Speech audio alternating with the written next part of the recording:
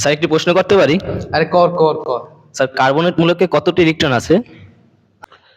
Carbonate একটি মূলক বা যৌগমূলক।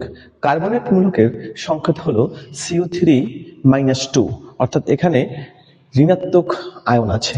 আমরা যদি কার্বনেট মূলকের সংকেতটাকে পর্যালোচনা করি, দেখো লেখা আছে CO3-2। এক্ষেত্রে তোমার কার্বনেট মূলকে একটি কার্বন আছে, আমরা জানি কার্বনের পারমাণবিক সংখ্যা 6, তাহলে এখানে প্রোটন 6টা, ইলেকট্রন 6টা, অর্থাৎ কার্বনে ইলেকট্রন হলো 6টা।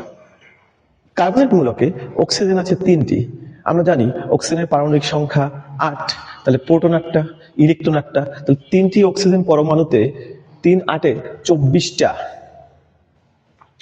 ইলেকট্রন আছে।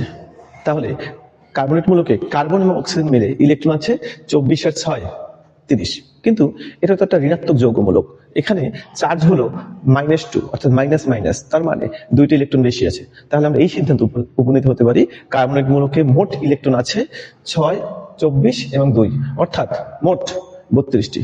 সকলকে অশেষ অশেষ ধন্যবাদ।